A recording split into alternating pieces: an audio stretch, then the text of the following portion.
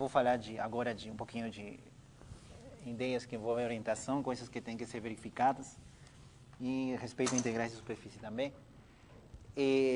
A gente falou de superfícies com bordo, e seria bom ter maneiras de gerar superfícies com bordo, né? Então, uma maneira que é meio simples, né? Uma espécie de proposição seria... Eu acho que não estou levando a conta com as proposições.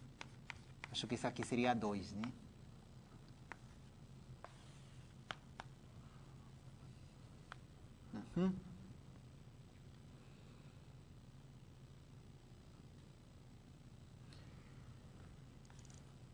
Seja M dentro do Rm, né?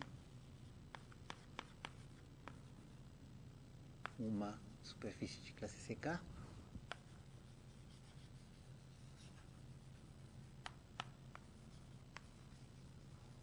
já falei antes que se eu não botar com bordo, ela não tem bordo, então é uma superfície de classe CK só,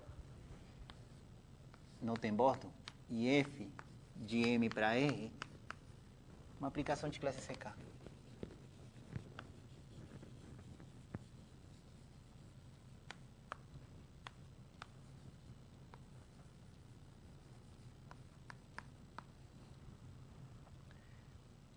E aqui, né? Se A é um valor regular de F,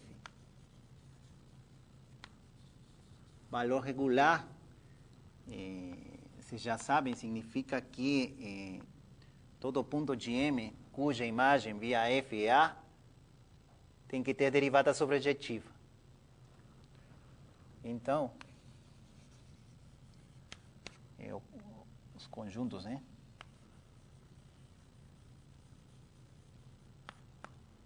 Poderia ser A mais, se quiserem, F menos 1 de A mais infinito, e A menos F menos 1 de menos infinito, vírgula A,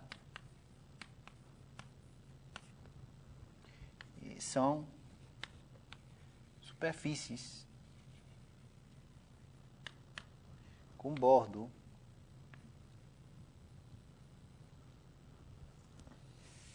superfícies de dimensão M de classe CK. Vou botar o nome oficial delas. Essas superfícies são muito importantes em coisas que em topologia diferencial tem uma parte que chama teoria de Morse e elas aparecem muito. São superfícies de dimensão M classe CK com bordo igual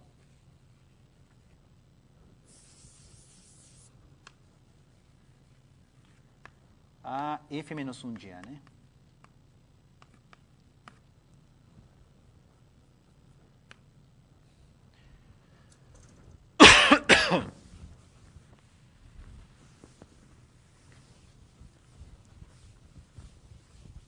Quer dizer que, por exemplo, vocês têm uma superfície aqui, cheia de buraquinhos, M. Vocês têm uma função real, por exemplo, a função mais simples que vocês podem imaginar é a função altura. Função altura, a função H. Ela faz o que o nome dela diz que faz, né? Ela mede a altitude, né? Por exemplo, é uma projeção, né? Esse ponto aqui seria o ponto mais baixo, né? O H projeta, né? A função altura. Ela faz o que faz. Então, por exemplo, se o ponto A estivesse aqui, ela divide esse ponto A, a imagem inversa de A, divide a M em duas superfícies com bordo, né? Para a imagem do A, aqui fica esse círculo. Isso aqui vou desenhar um pouquinho maior.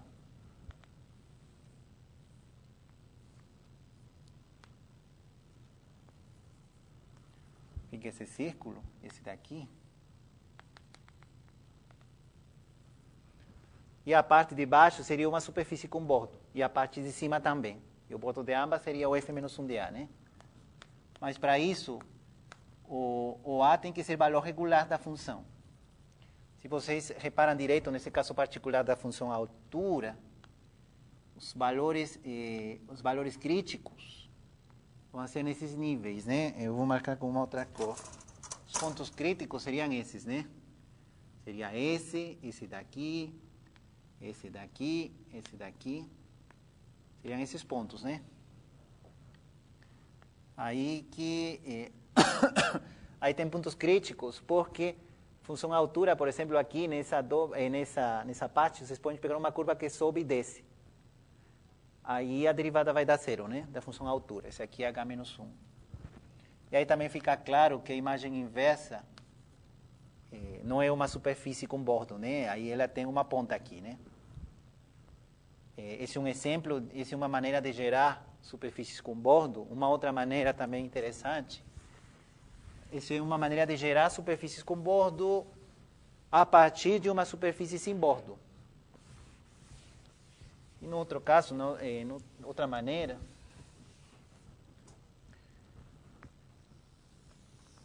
acabei apagando e voltar.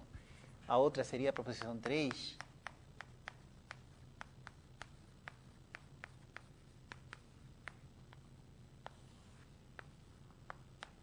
Seria a hipótese parecida, mas dessa vez a M tem bordo, seja M, no Rn, uma superfície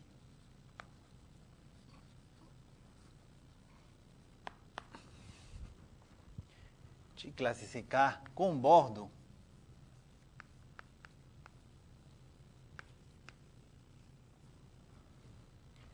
e F, a mesma coisa, de M para o RP. RP. Uma aplicação de classe CK, né? Uma aplicação CK.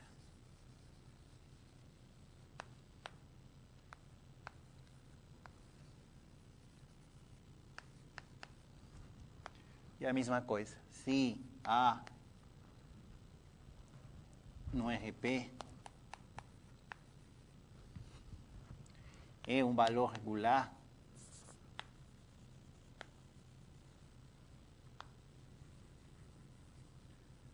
de F, então F menos 1 de A é uma superfície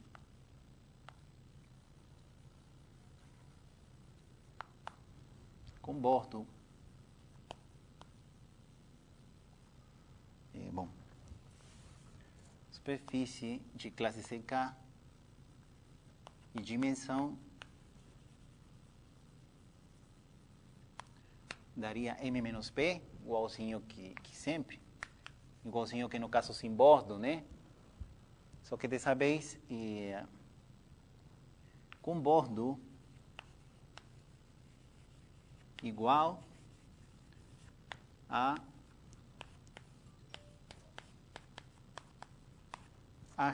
imagem inversa da restrição do bordo em A. Vou fazer um desenho. Vocês já sabem que esse símbolo aqui significa a restrição de F no bordo, né?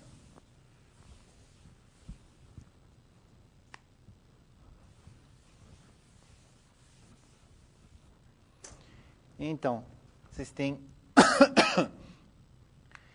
tem que também explicar o que significa ser valor regular de F dessa vez, né? Já não é tão simples.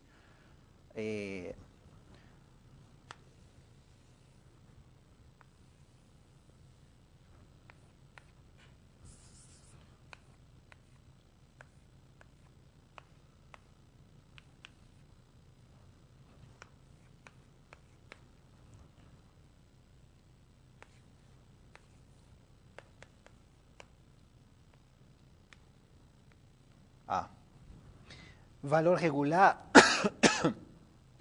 dessa vez, significa a derivada tem que ser sobrejetiva em qualquer ponto, aqui, né?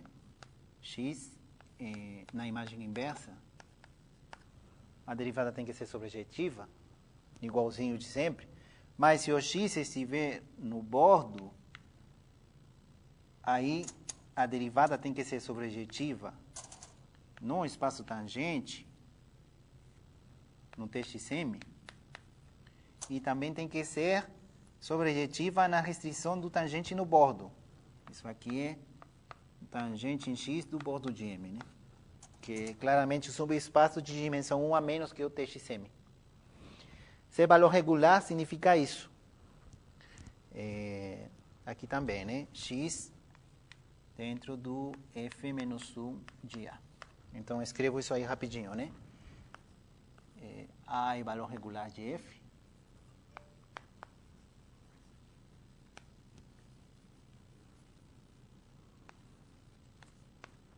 Se somente se por definição, diferencial de F em X do TXM para o RP é sobrejetivo, né? Sobrejetivo. E, se for o caso, aqui seria o diferencial da restrição de F para o bordo. Se o X estivesse no bordo,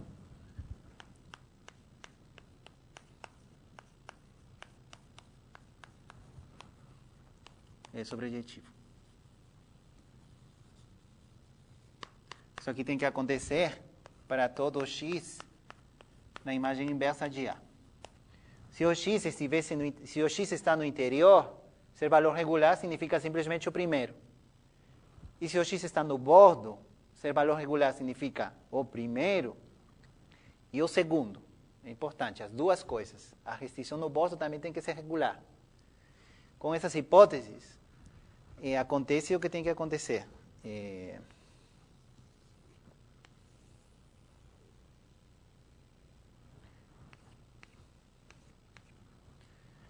Aqui tem a F. Aqui tem o RP, né? Por exemplo, o RP é a imagem inversa de um ponto A. Se a gente pega um ponto A, deve dar uma superfície com bordo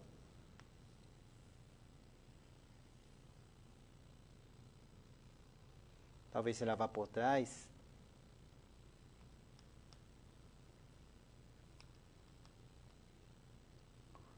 Aí eu sou ruim de desenho, mas tudo bem. Talvez isso aqui.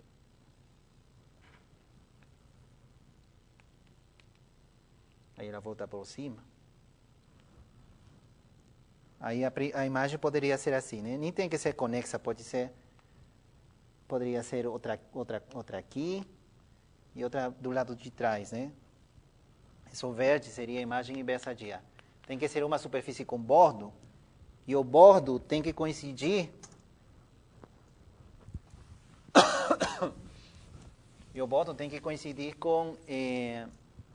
com a restrição de F no bordo. Quer dizer, o bordo e a imagem inversa comutam, né? O bordo de F a menos 1 de A é igual a F menos 1. Desculpa. O bordo de F menos 1 de A é igual a bordo de F menos 1 de A. Esse é a moral. Operador bordo e operador imagem inversa, eles comutam. Tirar a imagem inversa e depois o bordo é o mesmo que restringir o bordo e depois tirar a imagem inversa. Tá? Isso é importante. E essa condição aqui é extremamente importante. Eu estou botando essas propriedades porque é importante que vocês saibam ou entendam como é que aparecem as superfícies com bordo. Elas não, por exemplo, a semana que vem, que a gente vai fazer a teoria do grau, eu estou aproveitando para explicar isso porque esses objetos vão ser muito importantes para nós, no caso de teoria do grau. E já vou adiantando que na última lista de exercícios eu vou pedir pelo menos esse problema de exercício. Isso para que não fiquem, é verdade, mas tem que trabalhar, né? Tem que checar que é verdade de fato. E pronto. E para falar um pouquinho de orientação, que era outra situação que estava ficando no ar algumas coisinhas. Eu só queria dar uma interpretação dessa ideia.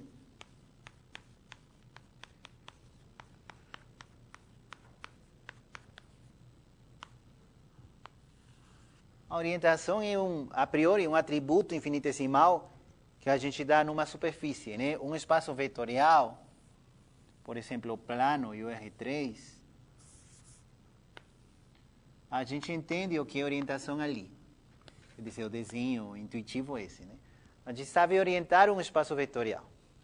Sabe dizer quando um giro é positivo ou negativo, né? Um giro entre aspas, porque um giro, um espaço de m dimensões, está dado por uma sequência de vetores linearmente independentes, né? Um giro de m dimensões, digamos, né? É uma base, né? Vou botar as chaves. Base de Rm. E dependendo da ordem dos elementos dessa base, a gente entende uma ideia de giro, né? Direita, esquerda, entre aspas. No plano, o giro é assim. No R3 tem que aplicar a regra da mão direita. E no geral, vem dado por uma base que a gente sabe dizer que a gente não pode falar direita e esquerda, um giro positivo, um giro negativo, a gente sabe dizer quando duas bases fazem o mesmo giro, né? Quando a mudança o determinante da matriz de mudança de base é positivo. Aí, estabelecendo por norma, por regra, que a base canônica do Rm é uma base positiva, a gente consegue falar de bases positivas e negativas em Rn, em espaços vetoriais. O ponto, quando a gente passa em objetos curvos, como superfícies,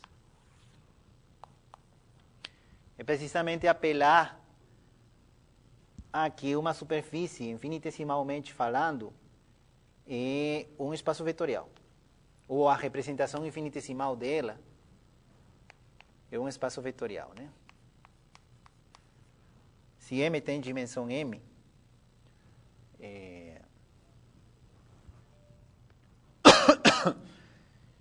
então a orientação é isso. A orientação só pode ser, segundo essa versão, tem várias versões de orientação. Tem uma mais combinatória que tem a ver com triangulações ou quadrangulações, que a gente falou no teorema de Stokes.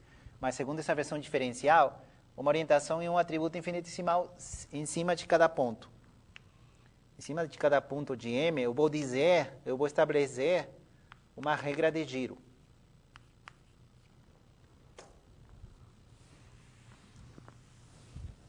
A versão que eu vou dar de orientação vai ser equivalente àquela que vocês conhecem de Atlas coerente e tal. Mas eu quero dar essa versão porque ele é um pouquinho mais útil para questões geométricas, sobretudo quando falamos de teoria do grau. Então, uma orientação em M. Estou dando como eu falei, estou dando uma definição alternativa que vai coincidir com a de Atlas coerente. Uma orientação sobre M, né?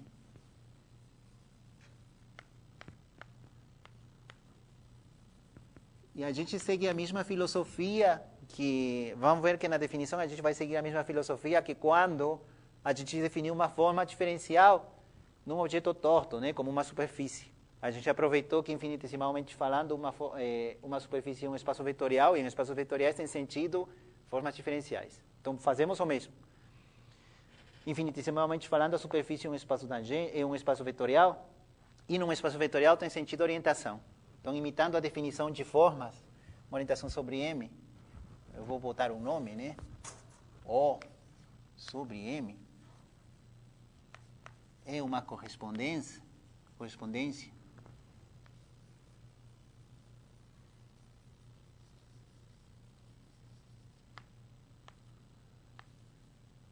que associa a cada ponto x de M uma orientação O sub x do espaço tangente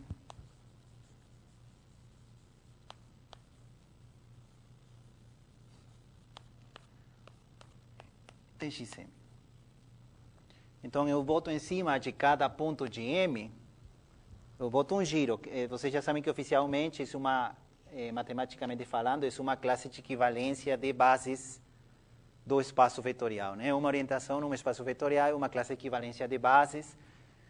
Duas bases são compatíveis e têm determinante da mudança de base, da matriz de mudança de base positivo. Né?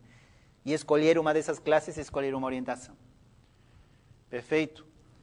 Então é isso. Em cima de cada ponto a gente escolhe um giro infinitesimal, entre aspas. Mesmo se a variedade tiver bordo, né? Mesmo se a variedade tiver bordo, a superfície, desculpa, a gente escolhe uma orientação do espaço tangente total, né? A gente escolhe um giro, né? Embora uma metade não exista para a superfície, a gente pega um giro de todo. O importante de uma orientação é que essa correspondência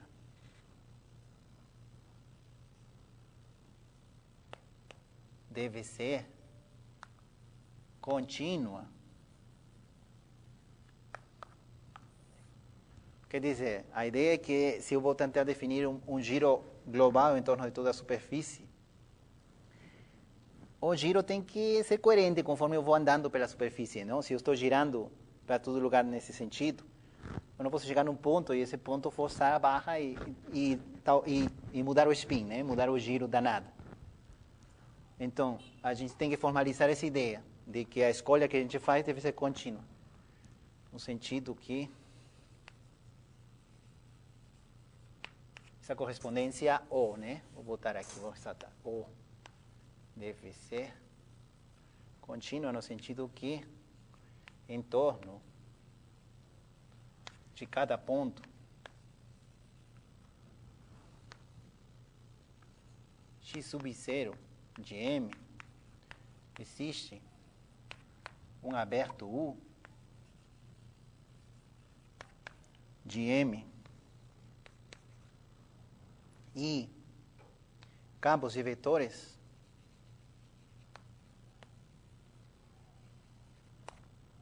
campos contínuos, né?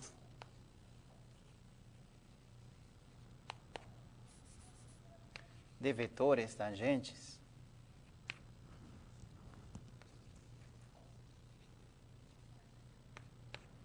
seria V1, V2, Vm, que vão do U para o Rn, né? A gente está supondo que o M está dentro do Rn, né? Campos contínuos de vetores tangentes que são linearmente independentes em todos os pontos, né?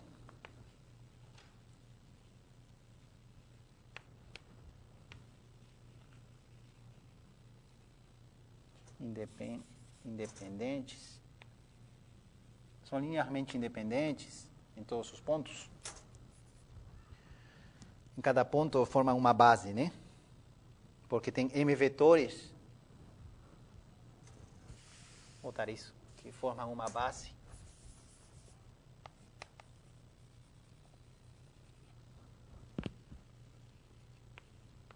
Uma base de TXM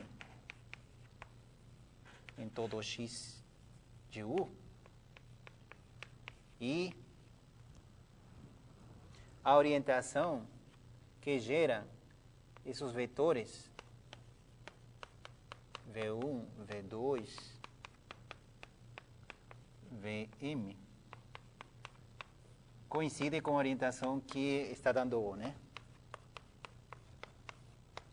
Quer dizer, a única coisa que eu estou dizendo é que, como orientação é um objeto estranho, a gente não tem muito formalismo para falar continuidade desse objeto estranho.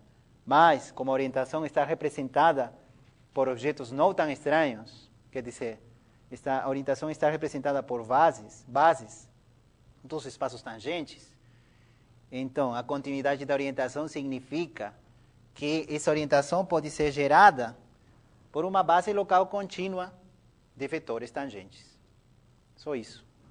A orientação é contínua se ela pode ser representada por um objeto que sabemos que é contínuo. No caso, bases de vetores locais. Tá bom? Então é isso. Isso aí já define muito bem a continuidade. E com essa ideia, tem muitas coisas que ficam bem claras, né? Bem rápidas enquanto orientação. Por exemplo, na esfera, a orientação que a gente dá na esfera, em lugar de pensar em atlas coerentes, a gente dá uma orientação que eu já venho usando, que é pegar o normal, né, no ponto X, que nesse caso particular coincide com o X, né? A gente pega a normal exterior, no ponto X, a normal exterior, e a gente define a orientação na esfera como dizendo, o giro que eu vou dar num espaço tangente é positivo ou negativo, quer dizer, uma base é positivo ou negativa aqui, V1, V2, Vn, né? A gente já falou disso, né? A orientação em X viria dada pela orientação que gera esses vetores, onde V1, Vn, né? V1, Vn é uma base da esfera. Tá ok? X, o normal exterior primeiro para frente, o X, é uma base positiva do Rn mais 1.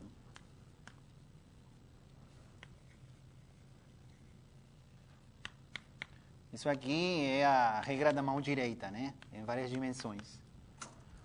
A regra da mão direita diz que a gente bota o polegar na normal exterior e o giro que gera é a orientação da superfície. É isso que estou formalizando aqui. Então, esses vetores formam uma base positiva quando, botando a normal exterior primeiro, formam uma base positiva no ambiente onde moram, que é o Rn mais 1. E assim tem várias orientações que a gente discute assim, né? Quando a gente tem a imagem inversa de um balão regular, que a gente sabe que é uma superfície, a orientação vem dada pela a normal exterior ali é o gradiente, né? Então, botando o gradiente primeiro, a gente ganha uma orientação na imagem inversa de um balão regular. Por isso que a imagem inversa de um balão regular é sempre uma superfície orientável. E o caso que interessa para a gente é o caso de superfícies com bordo, né? Então, fica claro que essa definição dá na mesma se a superfície M tem bordo ou não tem bordo, né? Dá na mesma. Sempre vão existir esses campos locais, né? Em torno de cada ponto de M é possível construir esses campos locais, mesmo se o ponto estiver no bordo, né? Porque vocês já sabem que toda a parametrização se estende um pouquinho a mais. Então, é possível conseguir essas bases locais em torno de qualquer ponto, mesmo sendo do bordo, e depois de checar isso.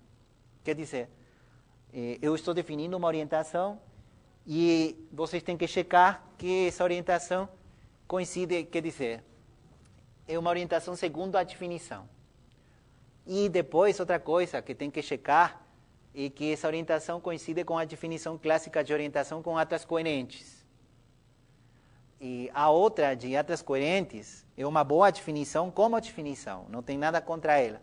Mas o problema, que vamos ver em teoria do grau semana que vem, é que a gente precisa orientar, por exemplo, nesse esquema de imagem inversa de valor regular, a gente precisa orientar muitas coisas ao mesmo tempo e de maneiras diferentes. E temos que ter regras claras. Se a gente fica com atlas, aqui tem três superfícies, né? Tem o M, tem 4. Tem o M, tem o borde de M, tem o F-1 de A e tem o borde de F-1 de A. Se a gente fica fazendo atlas coerentes dessas 4 coisas, a gente morre aí na tentativa, né? Mas se a gente pensa na orientação como giros e pensando nas direções que faltam, isso aí faz esse análise bem mais fácil. Semana que vem vamos ver isso um pouquinho mais. E então vale a pena o esforço de provar que orientações intuitivas, como essas da esfera, são de fato orientações segundo a definição que acabei de botar e segundo a definição de atlas coerentes. Tá bom? O caso particular de M, superfície com bordo,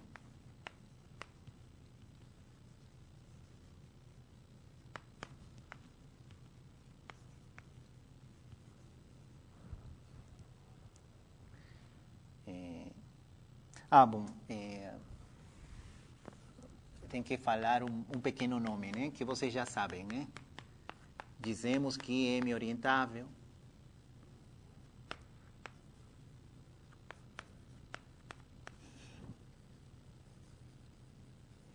Dizemos que M é orientável, se existe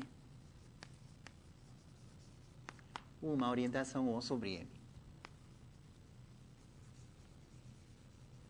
Como falei faz uns minutos, qualquer coisa que vocês tentem construir sobre um objeto curvo, tendo como moral de história um objeto planar como um espaço vetorial, tem esse espírito, né? A melhor maneira de definir é como eu acabei de definir, né? A mesma ideia foi no caso de formas. Por exemplo, a gente tem no RM a geometria euclidiana. Se a gente quiser fazer uma coisa análoga à geometria euclidiana em superfícies, a geometria, o código, o objeto que captura a geometria euclidiana no RM é o produto interno. Então, se vocês quiserem falar de uma espécie de geometria euclidiana numa superfície, vocês teriam que botar em cada ponto um produto interno nesse espaço.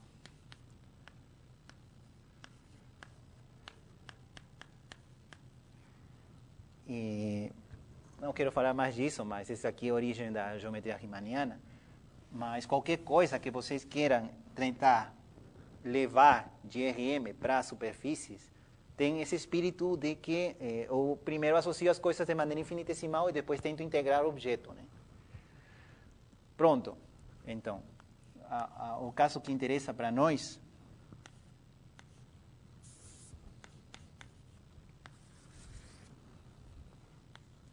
superfície orientável,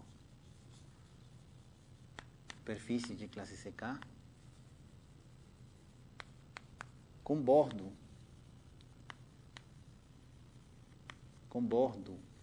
e orientável, quer dizer, já tem uma orientação, tá? A gente já escolheu uma orientação. O é uma orientação sobre M, né?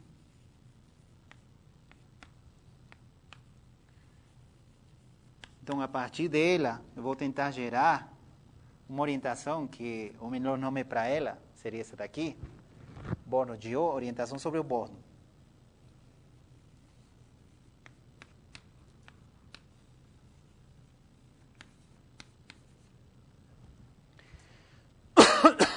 E a maneira de definir a orientação sobre o bordo, quer dizer, eu já estou antecipando que esse M é orientável, então o bordo dela também tem que ser orientável.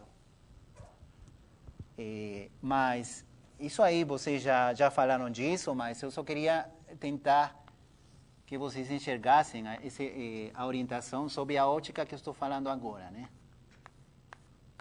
Se M é orientável, eu já sei dizer em cada ponto como é que eu giro. Eu já escolhi uma orientação. Já está escolhida, eu já sei dizer como a superfície gira em cada ponto. Aqui, esse giro, entre aspas, né, é simbólico, né? Formalmente, essa definição meio estranha dali. Mesmo nos pontos do bordo, né? Mesmo nos pontos do bordo, TXM, aqui o X, a gente sabe dizer como é o giro. E, ao mesmo tempo, tem o espaço tangente no bordo.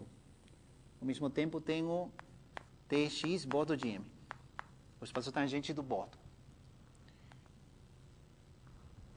A moral de tentar orientar um subespaço dentro de outro, ou uma superfície dentro de outra, é tentar escolher uma normal exterior. Ou um grupo de normais exteriores, se tivesse mais dimensão. E aqui, a normal exterior por excelência é o vetor que tenta sair da superfície, né? Tem um único vetor normal ali, normal, a esse espaço tangente do bordo, e dentro desse espaço tangente, que sai, né? É o único vetor normal unitário que está dentro, é normal, está dentro do TXM e é normal ao tangente do bordo e sai. Sair é uma coisa que a gente precisa definir bem, né? Aqui mesmo poderia ser, sair significa que qualquer curva que parta do x e tem essa direção tangente, em tempo positivo, ela não, em um pequeno tempo positivo, ela não tem como, ela sai de M, né? Essa definição é boa no sentido de parametrizações. Um vetor tangente em um ponto do bordo sai de M, se em qualquer parametrização ele faz isso. Aqui o Hn, aqui o φ, aqui o zero. A gente já sabe que o φ é um diffeomorfismo, o diferencial de φ, esse aqui é o U, né? Esse normal, ele tem uma representação aqui, né? Seria normal na representação no ponto U. Então, ir para fora significa que como o diferencial de φ em x é um isomorfismo, diferencial de φ em U, de Rm para o TXM é um isomorfismo.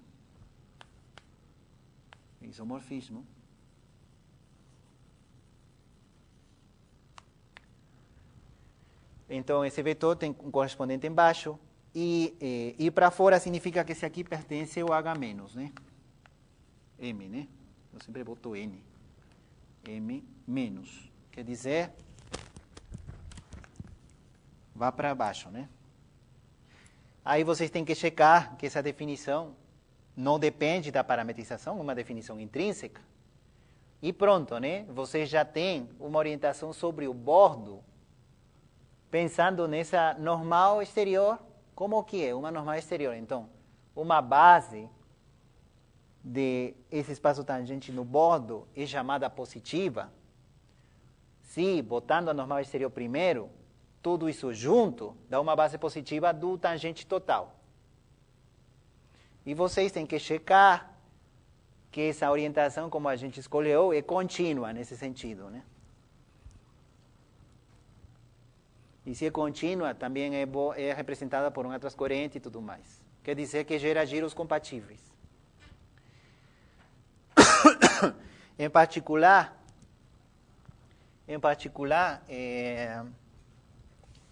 o bordo de uma superfície orientável é orientável, mas M orientável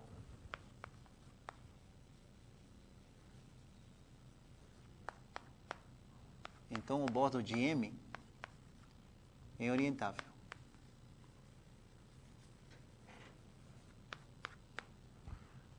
Mas se M não é orientável, aí a gente poderia pensar, se M não é orientável, então o bordo de M também não deveria ser orientável, né? Mas tem de tudo aqui. Por exemplo, a superfície não orientável por excelência que a gente conhece é a faixa de Möbius, né? Que é uma coisa desse tipo, né?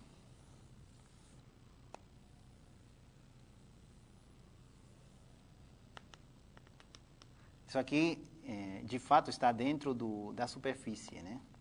Isso aqui é uma coisa que o desenho é um pouquinho mais fininho. A superfície, ela patina, né? Ela vai viajando assim. Aí ela tem um bordo, né? Esse aqui é a faixa de Möbius, né? E o bordo dela, se a gente considera a faixa de Möbius com bordo, o bordo faz essa viagem, né? O bordo seria esse aqui, depois vem para cá, depois vem para cá, e depois desce. O bordo dela é uma curva fechada, é um círculo. É uma curva fechada, né? entre aspas, é como se fosse um círculo, e orientável, né?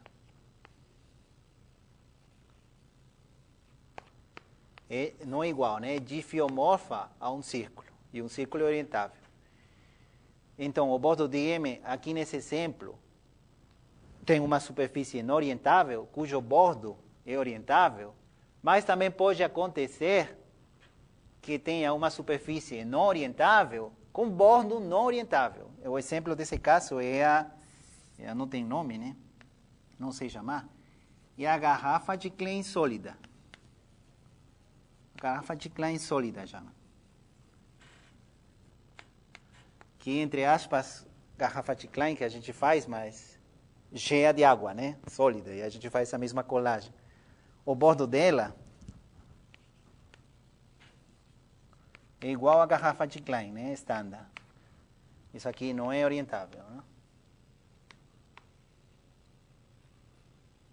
Engraçado que esse negócio da garrafa de Klein sólida é um pouquinho estranho, porque a gente pensa que a garrafa de Klein não dá para encher de água, né? A gente enche de água e a água sai, né? A história clássica da garrafa de Klein. Gostaria de poder desenhar essas coisas. Mas em dimensões superiores, em dimensão 4, vocês botam esse desenho no R4, e no R4 dá para encher de água sem sair. Isso é que é a garrafa de Klein sólida. Se vocês pensam, a garrafa de Klein estándar é pegar a superfície do cilindro e fazer uma colagem estranha. Se vocês fazem a mesma colagem, mas com o cilindro cheio, sólido, dá a garrafa de Klein sólida. Agora, esse negócio de solidificar uma superfície nem sempre funciona. Por exemplo, o plano projetivo não tem um plano projetivo sólido. De fato, o plano projetivo não é borde de ninguém. Não existe uma superfície compacta de dimensão 3 cujo bordo é o plano projetivo. A garrafa de Klein sim, né? A garrafa de Klein sólida tem o bordo da garrafa de Klein, mas o projetivo não tem isso. Isso aí também não é tão simples de provar, não. E pronto. Então, digamos, a perspectiva que a gente vai utilizar semana que vem para variedades com bordo e para orientação é um pouquinho eu sei que eu não estou provando muita coisa, mas eu só queria mostrar uma perspectiva que vai ser útil semana que vem para a teoria do grau. Para poder enunciar coisas, tem que formalizar um monte, mas eu tenho esperança que vocês façam isso, né? Vocês que querem aprender. Eu queria fechar a aula de hoje um pouquinho já com essas convenções já estabelecidas e tudo mais, fazendo uma prova mais decente do teorema de Stokes, como está no livro, mas o tempo não deu mais, né? Eu sinto muito. Vão ter que ler do livro. Mas o importante é isso. O importante é que a gente precisa deixar de pensar nos objetos, sobretudo nesse negócio de orientação. Já não precisa o lance de pensar em orientação a partir de parametrizações fica cada vez mais complicado para tentar entender certas coisas. A melhor perspectiva de pensar em orientações é com essas coisas de giros em cada ponto. E pronto, então é isso.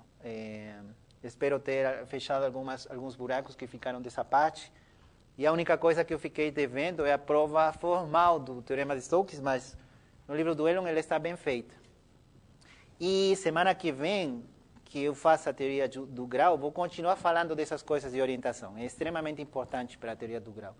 Então aí se ficou faltando alguma coisa de orientação, ou isso aqui ficou meio no ar, semana que vem vai ficar bem mais claro.